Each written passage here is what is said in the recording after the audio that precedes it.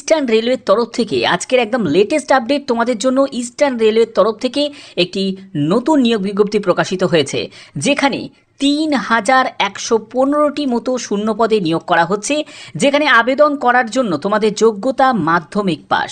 এখানে মাধ্যমিক পাস হলেই কিন্তু তোমরা আবেদন করতে পারবে, এবং যারা যারা মেল ক্যান্ডিডেট বা ফিমেল ক্যান্ডিডেট প্রতিটি প্রার্থীরাই কিন্তু আবেদন করতে পারবে।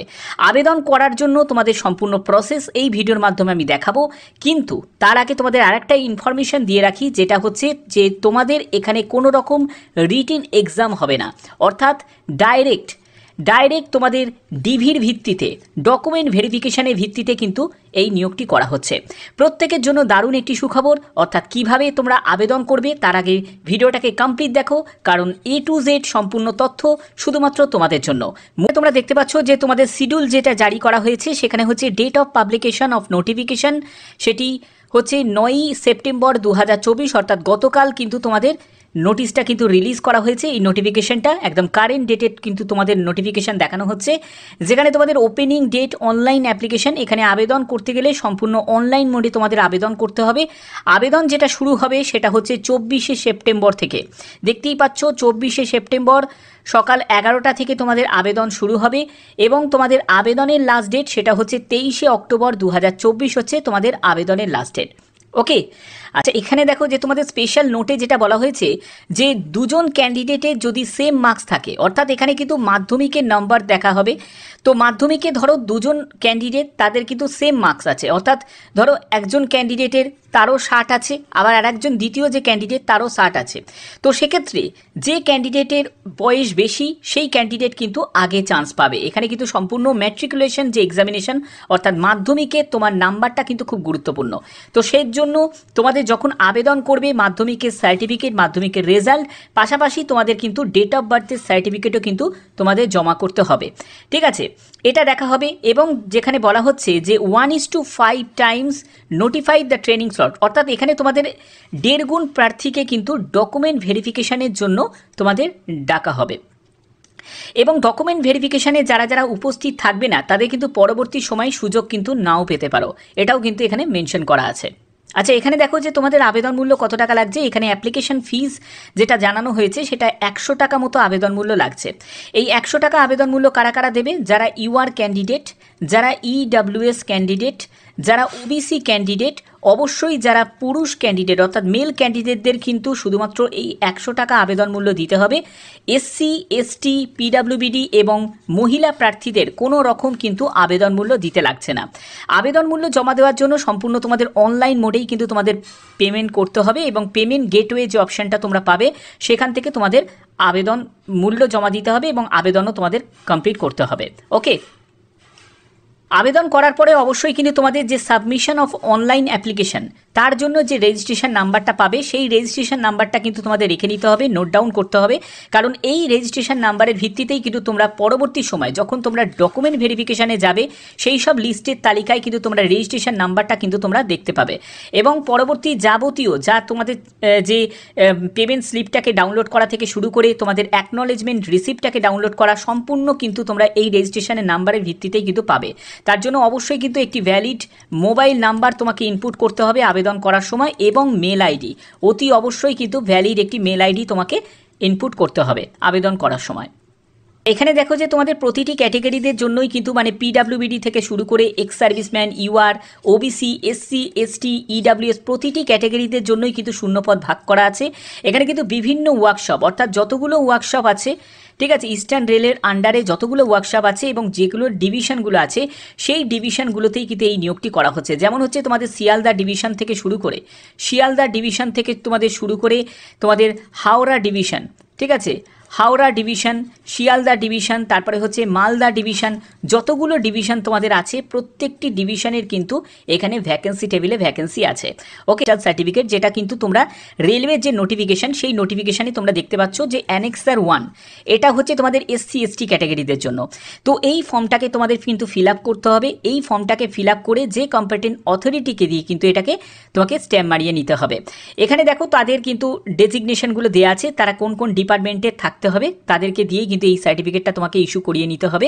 পরবর্তী যেটা দেখতে পাচ্ছ সেটা হচ্ছে ওবিসি ক্যান্ডিডেটদের জন্য ওবিসি অ্যানেক্সার 2। তো এই ফর্মটাও তোমাদের ফিল আপ করতে হবে। এবং পরবর্তী আর কি আছে, পরবর্তী হচ্ছে তোমাদের যারা আদার ব্যাকওয়ার্ড ক্লাসেস যারা আছে তাদের ক্ষেত্রে এই ডিক্লারেশন ফর্মটা কিন্তু আছে। এবং ডিসেবিলিটি যারা পিডাব্লিউবিডি ক্যান্ডিডেট যারা আছে তাদের ক্ষেত্রে হচ্ছে অ্যানেক্সার 3 এই ফর্মটা তাদের ফিল আপ করতে হবে। তারপরে হচ্ছে তোমাদের যে আদার্স যেটা ইডাব্লিউএস ক্যাটাগরিদের ক্ষেত্রেও কিন্তু আছে, এই যে ইডাব্লিউএসদের ক্যাটাগরিদের ক্ষেত্রে এই যে যেটা দেখতে পাচ্ছ অ্যানেক্সার 4, এটা কিন্তু ইডাব্লিউএস ক্যাটাগরিদের ক্ষেত্রে। এইগুলো কিন্তু সম্পূর্ণ তোমাদের কিন্তু ফিল আপ করতে হবে এবং যে কম্পিটেন্ট অথরিটিকে দিয়ে কিন্তু এগুলোকে স্ট্যাম্প বাড়িয়ে নিতে হবে। এগুলো কখন লাগবে? এগুলো লাগবে হচ্ছে যখন ডকুমেন্ট ভেরিফিকেশন হবে তখন কিন্তু লাগবে। এখন কিন্তু এগুলোর কোনো প্রয়োজন নেই। ডকুমেন্ট ভেরিফিকেশনের সময় কিন্তু এই সব ডকুমেন্টসগুলো তোমাদের যদি রেডি না থাকে তাহলে কিন্তু কোনো রকমভাবে তোমাদের কিন্তু ডকুমেন্ট ভেরিফিকেশানে তোমাদের ভেরিফিকেশানই হবে না, ঠিক আছে? অর্থাৎ যারা যারা বিভিন্ন ক্যাটাগরি থেকে বিলং করছো, ইউআর ছাড়া আদার্স যারা ক্যাটাগরি থেকে বিলং করছো তাদের কিন্তু এই সব ডকুমেন্টসগুলো কিন্তু রেডি রাখতে হবে। তো আশা করি এগুলোর জায়গার মধ্যে সম্পূর্ণ ব্যাপারটা তোমাদের কাছে ক্লিয়ার করে দিয়েছি। আচ্ছা, এখানে আবেদন করতে গেলে তোমাদের এডুকেশন কোয়ালিফিকেশান কি প্রয়োজন? দেখো, এখানে মাধ্যমিক পাস তোমাদের যোগ্যতা থাকতেই হবে, অর্থাৎ মাধ্যমিক পাস তোমাদের যোগ্যতা থাকতেই হবে এবং মাধ্যমিকে তোমাদের 50% নাম্বার কিন্তু তোমাদের এগ্রিগেটে থাকতে হবে, তাহলে কিন্তু তোমরা এখানে আবেদন করতে পারবে। এবং পরবর্তী যেটি বলা হচ্ছে should also possess the NCVT তোমাদের সার্টিফিকেট কিন্তু তোমাদের থাকতে হবে। এবং পরবর্তী দেখো তোমাদের যারা যারা পিডাব্লিউবিডি যারা ক্যান্ডিডেট আছো তারাও কিন্তু এখানে অ্যাপ্লাই করতে পারবে। এবং এখানে এজ লিমিট কি প্রয়োজন? এজ লিমিট হচ্ছে 15 থেকে 24 বছরের মধ্যে তোমার যদি বয়স হয়ে থাকে তাহলে কিন্তু তোমরা এখানে অ্যাপ্লাই করতে পারবে। এখানে দেখতেই পাচ্ছ যে 15 থেকে 24 বছর, এই 15 থেকে 24 বছর ইউআর ক্যান্ডিডেট ইডাব্লিউএস ক্যান্ডিডেট যারা আছে তাদের ক্ষেত্রে বলা হচ্ছে তুমি যদি একজন এসসি এসটি যদি ক্যান্ডিডেট হয়ে থাকো তাহলে তোমার বয়স হচ্ছে 15 থেকে 29 বছরের মধ্যে যদি হয়ে থাকে তাহলে তুমি অ্যাপ্লাই করতে পারবে।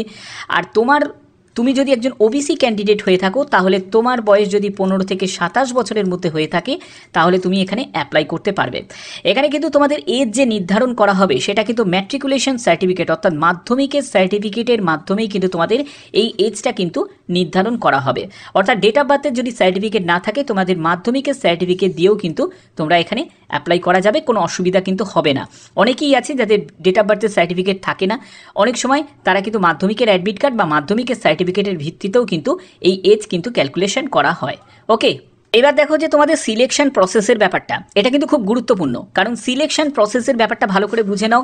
এখানে সিলেকশন প্রসেস যেটা হচ্ছে সেটা কিন্তু ইউনিট অফ ইস্টার্ন রেলওয়ে, অর্থাৎ ইস্টার্ন রেলওয়ে যতগুলো ইউনিট আছে সেই ইউনিটে যেসব ক্যান্ডিডেটরা যারা যারা অ্যাপ্লাই করবে, মানে বিভিন্ন যে ডিভিশনে তোমরা অ্যাপ্লাই করবে সেই ডিভিশনে কিন্তু তোমাদের যে সিলেকশনের দায়িত্ব কিন্তু থাকবে এবং সেখানে কিন্তু তোমাদের যে মেরিট লিস্টটা তৈরি হবে সেটা কিন্তু মাধ্যমিকের মার্কসের ভিত্তিতে। এখানে কিন্তু কোনো রকম রিটিন হবে না, শুধুমাত্র মাধ্যমিকের নম্বর দেখা হবে। এখানে বলছে হু অ্যাপ্লাই এগেনস্ট দ্য নোটিফিকেশন, অর্থাৎ এই নোটিফিকেশনের মাধ্যমে যারা যারা এলিজিবল ক্যান্ডিডেট যারা মাধ্যমিক পাস করেছে, merit list will be data details fill up by the candidate online application form, অর্থাৎ অনলাইন অ্যাপ্লিকেশন ফর্মটি যে তোমরা ফিল আপ করলে সেটাকে কিন্তু কী করা হবে, সেটাকে তোমাদের ভালো করে কিন্তু চেক করা হবে। এই চেক করার ভিত্তিতে যারা যারা রং ইনফরমেশন দিয়ে যারা অ্যাপ্লাই করবে তাদের ফর্ম কিন্তু সঙ্গে সঙ্গে রিজেক্ট হয়ে যাবে এবং যারা যারা সঠিক ইনফরমেশন দিয়ে যারা যারা অ্যাপ্লাই করবে তাদের ফর্ম কিন্তু অ্যাকসেপ্ট হবে এবং তাদেরকে ডিভির জন্য ডাকা হবে, ডকুমেন্ট ভেরিফিকেশনের জন্য ডাকা হবে। এখানে বলছে select list for document verification. এই document verification will be the weightage the average marks, অর্থাৎ তোমার যে মার্কস আছে তার কিন্তু গড়ের ভিত্তিতে কিন্তু এই মেরিট লিস্টটা কিন্তু নির্ধারণ হবে, যেটা তোমাদের প্যারা 5-এ কিন্তু মেনশন করা আছে। এখানে তোমাদের মাধ্যমিকে 50% নাম্বার সঙ্গে কিন্তু আইটিআই এক্সামিনেশনের যোগ্যতা কিন্তু প্রয়োজন, তাহলে কিন্তু এখানে তোমরা আবেদন করতে পারবে এবং তার ভিত্তিতেই কিন্তু তোমাদের চূড়ান্ত যে মেরিট লিস্টটা কিন্তু তোমাদের তৈরি হবে। ওকে, এখানে আবেদন করার জন্য অবশ্যই কিন্তু প্রতিটি ক্যান্ডিডেটকে এই rrcr.org এই যে দেখতে পাচ্ছ এই অফিসিয়াল ওয়েবসাইটে ভিজিট করতে হবে। ভিজিট করে কিন্তু সম্পূর্ণ অনলাইনে আবেদন করতে পারবে। এর লিঙ্ক আমি ডেসক্রিপশানে দিয়ে দেবো, তোমরা সেখান থেকে ডাইরেক্ট ভিজিট করে কিন্তু অ্যাপ্লাই করতে পারবে। এটা কিন্তু প্রতিটি জেলা থেকে তোমরা কিন্তু এখানে আবেদন করতে পারবে, প্রতিটি জেলা ওয়েস্ট বেঙ্গলে প্রতিটি জেলা থেকে তোমরা কিন্তু অ্যাপ্লাই করতে পারবে এবং বাইরের জেলা থেকেও কিন্তু এখানে অ্যাপ্লাই করা যাবে। অর্থাৎ কেউ যদি আসাম থেকে অ্যাপ্লাই করতে চাও তারাও কিন্তু পারবে, যদি তোমরা কেউ ত্রিপুরা থেকে অ্যাপ্লাই করতে চাও তারাও কিন্তু এখানে অ্যাপ্লাই করতে পারবে। এটা কিন্তু প্রত্যেকের জন্য একটা বড় অপরচুনিটি। ওকে, আবেদন করার জন্য অবশ্যই কিন্তু কেয়ারফুলিভাবে তোমাদের কিন্তু ফিল আপ করতে হবে। মাথায় রাখবে, যদি কোনো ভুল ইনফরমেশন বা রং ইনফরমেশন যদি তুমি এখানে প্রোভাইড করো তাহলে কিন্তু তোমাদের অ্যাপ্লিকেশন কিন্তু যে কোনো জায়গায় কিন্তু গিয়ে রিজেক্ট হয়ে যাবে। এবার দেখো যে তোমাদের কি কি কারণে এই অ্যাপ্লিকেশন রিজেক্ট হতে পারে, সেটা কিন্তু খুব গুরুত্বপূর্ণ। ভালো করে প্রতিটা স্টেপ মনোযোগ দিয়ে দেখো, এখানে কি কি কারণে তোমাদের এই অ্যাপ্লিকেশন রিজেক্ট হতে পারে। সেখানে যে কোনো একটি কারণও যদি তোমাদের থাকে তাহলে কিন্তু অ্যাপ্লিকেশন রিজেক্ট হতে পারে।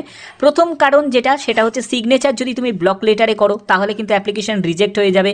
তোমরা যদি লেফট থাম্ব ইমপ্রেশন যদি দাও, সেটা যদি তোমাদের নির্দিষ্ট জায়গার মধ্যে যদি না পড়ে তাহলে কিন্তু তোমাদের এই অ্যাপ্লিকেশন রিজেক্ট হয়ে যাবে।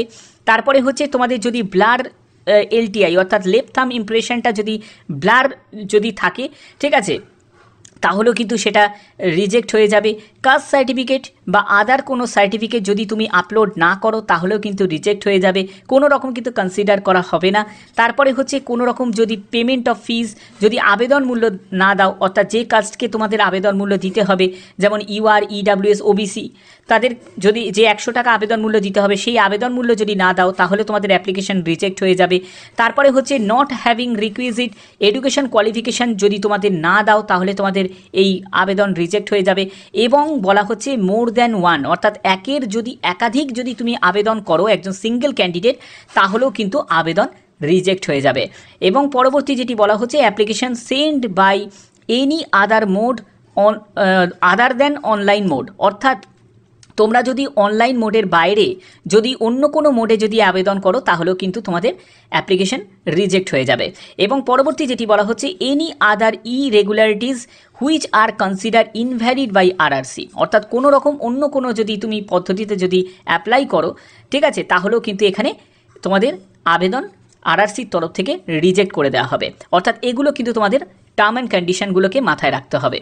আচ্ছা, এখানে দেখো যে তোমাদের 2 নম্বর প্যারাতে যেটা বলা হয়েছে যে 20% of vacancies notified two B filled up in level 1। Level 1 মানে হচ্ছে গ্রুপ ডি, ঠিক আছে, অর্থাৎ গ্রুপ ডির যে ভ্যাকেন্সি বেরোবে এই গ্রুপ ডির ভ্যাকেন্সির ক্ষেত্রে তোমরা জানো প্রতি বছর যেহেতু গ্রুপ ডির রিক্রুটমেন্ট করা হবে, তো সেই ক্ষেত্রে যা রিক্রুটমেন্টের যে টোটাল যা ভ্যাকেন্সি থাকবে তার 20% ভ্যাকেন্সি থাকবে এই সিসিএ ক্যাটাগরি যারা নথিভুক্ত থাকবে। সিসিএ ক্যাটাগরি মানে হচ্ছে তোমরা যদি অ্যাপ্রেন্টিসশিপ ট্রেনিং নাও তাহলে কিন্তু তোমরা ট্রেনিং পাস করার পরেই কিন্তু তোমরা এই সিসিএ ক্যাটাগরির মধ্যে নথিভুক্ত হয়ে যাবে। এবং এখানেই ফেসিলিটি হচ্ছে এটাই যে 20% তোমাদের জন্য কিন্তু কোটা সংরক্ষণ করা থাকবে। শূন্যপদ কিন্তু ভালোই আছে 3115টি, তো এখানে কিন্তু অবশ্যই তোমরা আবেদন করে দিও। তো এখনের মতো এটুকুই, টাটা।